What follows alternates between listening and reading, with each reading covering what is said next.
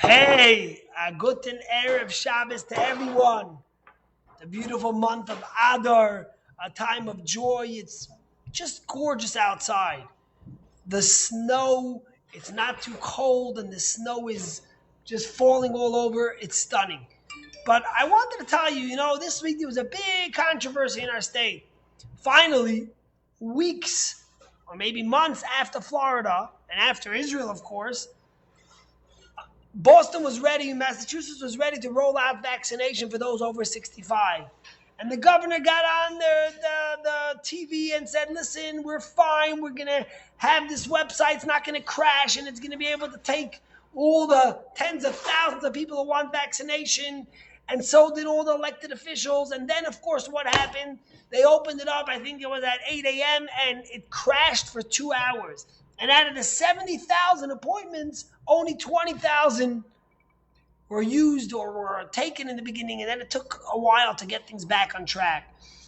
And it's been, if you saw, there was an article in the Boston Globe from one of the chief leading doctors at Harvard who basically gave us an F for our rollout of the vaccination. An F for Massachusetts, a state that's the medical hub of the world, gets an F on its vaccination. What's going on?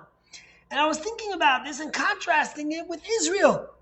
So you saw that today, Israel let everyone know that the first study came out that people that just had one vaccine are 75%, protected from the virus, which is amazing. That means you could delay your second vaccine if need be, or we don't have to be so worried. But it was really a great piece of news. And Israel has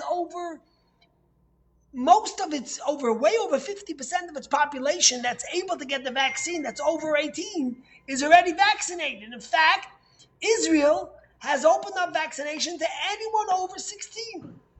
But the problem is that they can't get the young people to vaccinate, or people that are paranoid. So they're doing a few things. First of all, they did the green card that they came out with the last few days, which basically says, listen, if you have your second vaccine, you could go to the malls, you could go to the restaurants, you could go out.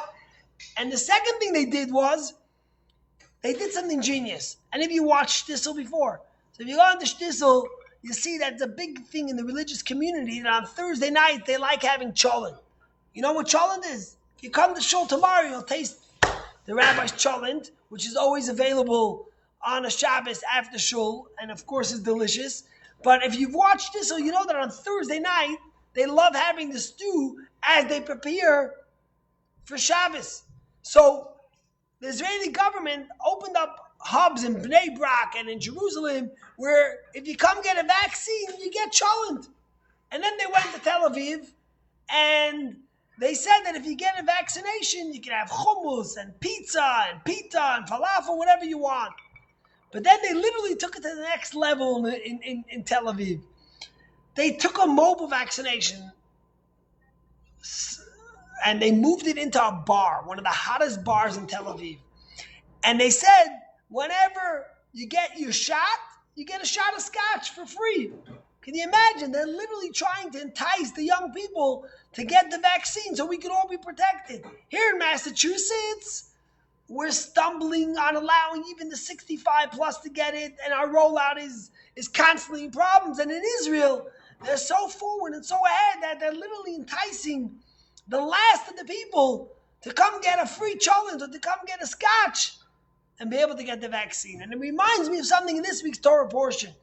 One of the biblical laws in the Torah is that we all know the Holy Ark, which we read about and we spoke about this week, which lied in the Holy of Holies, had two rings. We spoke about how it was gold on the outside, gold on the inside, and wood in the middle. And then on the outside of the Ark, on top it had the cherubs, which we'll speak about next week. And then on the outside it had rings on each side and poles that let it be carried wherever it went. I don't know if you know, but when King David went to war or throughout, the Jews would always carry the ark with them. But the law tells us that when the ark was in the Holy of Holies, it had to have the bars, the poles in it the whole time as if it was ready to be carried. And the question is why? It's not aesthetically nice. It didn't look as pretty. Here you have this gold thing and you have cherubs on top and you have this magnificent holy ark. Why can't you just have the poles stored away, and when you're ready to go and travel, you put the poles back in? Why does it have to be inside the whole time? And in fact, it's a biblical law. And the Rebbe, in one of his talks, says something so magnificent and powerful. He says that the ark represents the Torah. It represents our knowledge, our connection to God. Many people prefer to stay in the yeshiva, to be engaged in Torah, to keep the Torah to their family, to protect themselves. But the Rebbe says the Torah is teaching us something so important, that the metal poles that carry the ark always have to be situated within it. Because even when you're inside, and even when you're studying in the yeshiva, and even when you're celebrating Shabbos with your family, you have to be ready to carry the Torah and travel with it to wherever you can help someone, both spiritually and materially. The role of a Jew and the role of Torah is always to travel and to impact and to change and to make a difference in people's lives. And that's why I think about what Israel's doing with the vaccine. They're saving lives, and they realize that, you know what, the Poles always have to be ready to travel. If we have to be in a bar in Tel Aviv giving shots to people and letting them get a free drink, or we have to be giving cholent to the yeshiva boys in the yeshiva, it doesn't make a difference. We want to get people vaccinated to protect everyone. And you know, here we have snow. The weather's been rough, but thank God we're used to it. In Texas, it's been devastating. In Houston, what's been happening with the ice and snowstorms has just been horrendous. And Chabad in Houston and Texas has literally been on the forefront of making sure that those that are vulnerable, those that are needy, can have Shabbos food, can have a warm meal, could have heat.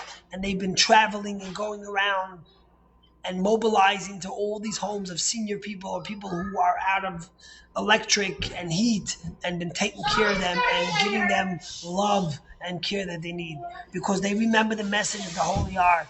The poles never leave the Ark. The Ark always has to be ready to travel, to impact, to help spiritually, materially another human being.